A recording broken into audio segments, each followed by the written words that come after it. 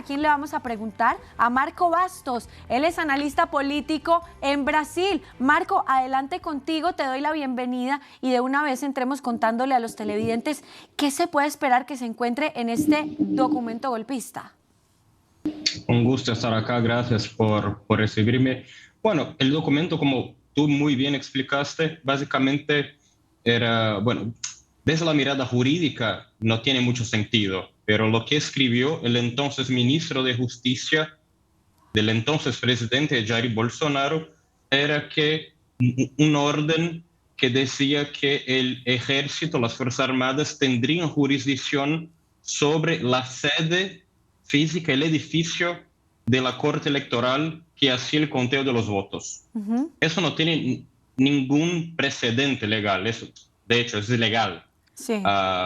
Es simplemente Jair Bolsonaro por 4 años puso en duda, puso en tela de juicio la confiabilidad del sistema de voto electrónico, dicho sea de paso, sin ninguna prueba de eso, sin nunca probar.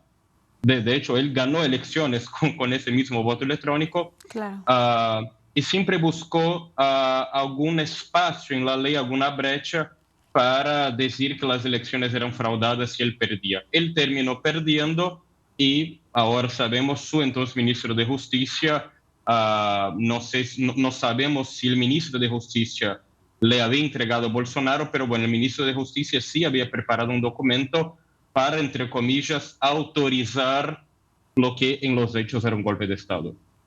Claro, lo que terminó sucediendo en el Palacio del Planalto ese domingo nefasto para el Brasil, porque fue un atentado a la democracia según, por ejemplo, ha declarado Lula da Silva.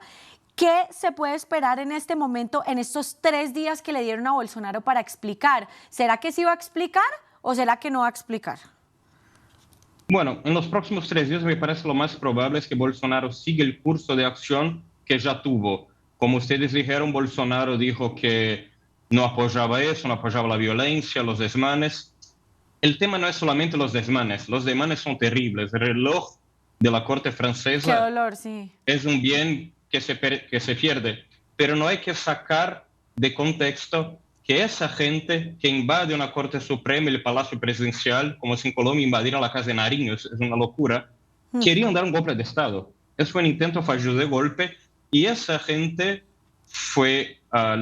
creyeron a lo largo de 4 o 5 años, desde el 2018, Bolsonaro viene diciendo que las elecciones no eran confiables, y esa gente terminó creyendo en una teoría de conspiración, de que los medios, la izquierda internacional, Joe Biden y Lula forjaron las elecciones. Son teorías muy mirabolantes, y al final esas personas creyeron en eso y no reconocen el gobierno, querían dar un golpe de Estado.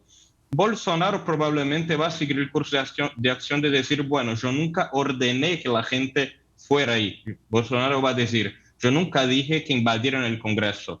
Pero obviamente Bolsonaro a lo largo de los últimos 4 años, entre líneas, dijo muchas veces en sus lives semanales de Facebook que la Corte Suprema era golpista, que no le dejaban gobernar, que era de la izquierda.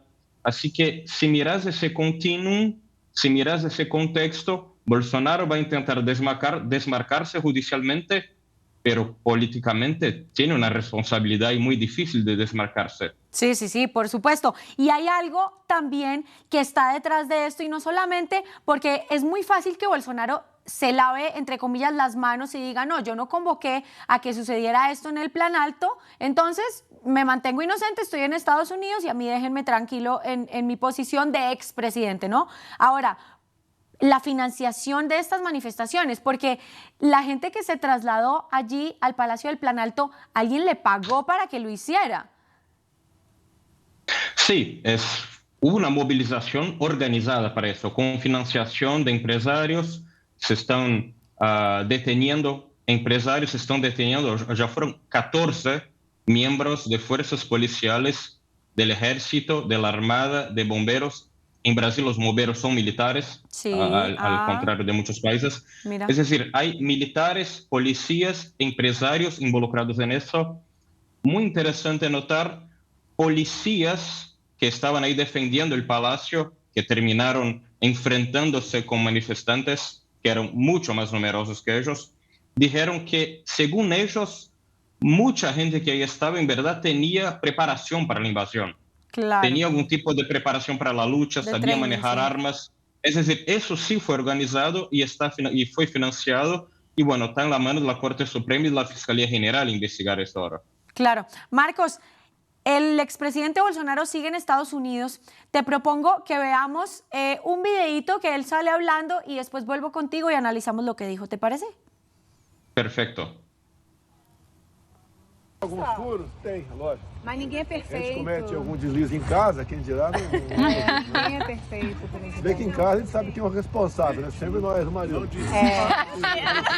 Presidente, não desista do seu ideal. É isso Foi a aí. coisa mais importante que os brasileiros Que tiveram. lamento o que aconteceu dia 8, é uma coisa aí. Bueno, Marco, sigamos analizando lo que pasó con Bolsonaro después de lo que dijo allí en Estados Unidos. Y bueno, ya se mejoró porque estaba en la clínica, ¿no? Ya ahí se lo ve que ya está bien de salud.